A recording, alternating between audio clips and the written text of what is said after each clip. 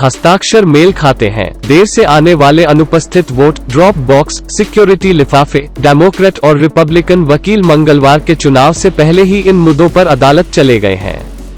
अमेरिकी राष्ट्रपति Donald Trump या जो बिडेन के प्रशासन के लिए 4 और वर्षों के बीच का अंतर यह है कि यदि एक युद्धकालीन राज्य में एक संकीर्ण अंतर है तो कानूनी लड़ाई नए आग्रह पर हो सकती है।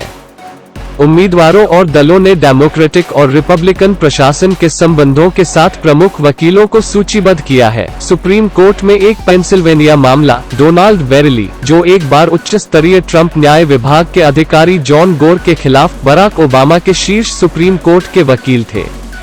यह जानना असंभव है कि अंतिम परिणाम को प्रभावित करने वाली समस्या कहां या यहां तक अगर हो सकती है, लेकिन पेंसिल्वेनिया, उत्तरी कैरोलिना, मिनेसोटा और नेवादा में मौजूदा मुकदमे कुछ राज्यों के संकेत देते हैं कि चुनाव के बाद की लड़ाई में जमीन शून्य होने की संभावना है और उन मुद्दों के प्रकार जो समुद्री मील में परिणाम को बांध सकते हैं। मोटे तौर पर 300 मुकदमे पहले से ही देश भर के दर्जनों राज्यों में चुनाव पर दायर किए गए हैं, जिनमें कई कोरोना वायरस महामारी के कारण सामान्य प्रक्रियाओं में बदलाव हैं, जिससे अमेरिका में 230,000 से अधिक लोग मारे गए हैं और 9 मिलियन से अधिक बीमार हुए हैं। पेंसिल्वेनिया में चुनाव अधिकारी चुनाव के दिन तक उन मतपत्रों का प्रसंस्करण शुरू नहीं करेंगे और कुछ काउंटियों ने कहा है कि वे अगले दिन तक उन मतों की गिनती शुरू नहीं करेंगे।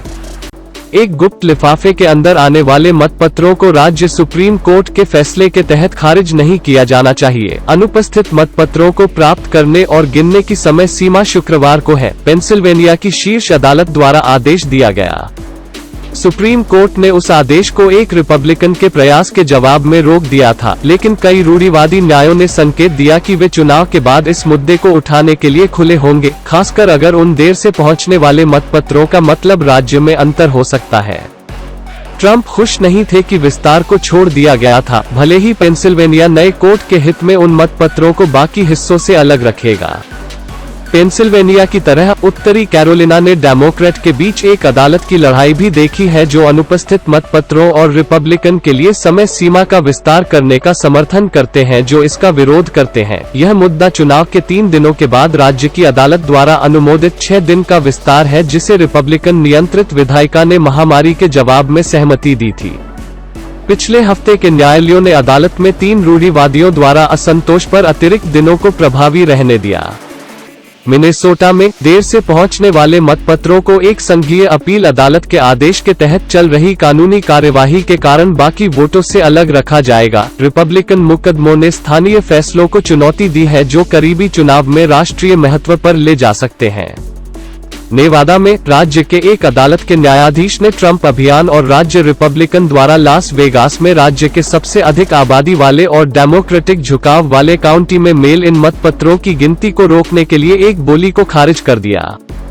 नेवादा के अध्यक्ष एडम लकाल्ट में ट्रंप अभियान ने कहा कि नेवादा सुप्रीम कोर्ट में एक तत्काल अपील पर विचार किया जा रहा है। रिपब्लिकन का कहना है कि पर्यवेक्षकों को हस्ताक्षर को चुनौती देने के लिए उपनगरीय लास वेगास में व्यस्त वोट काउंटिंग सेंटर में कार्यकर्ताओं और मशीनों के करीब पर्याप्त अनुमति नहीं है। टेक्सास में रिपब्लिकन राज्य और संघीय अदालतों से कह रहे हैं कि वे ह्यूस्टन क्षेत्र में चुनाव अधिकारियों को आदेश दें कि वे ड्राइव इन स्थानों पर गिराए गए मतपत्रों की गिनती न करें। टेक्सास सुप्रीम कोर्ट ने रविवार को जीओपी की याचिका को खारिज कर दिया। एक संघीय न्यायाधीश सोमवार को सुनवाई कर रहे हैं। देखने के लिए धन्यवाद।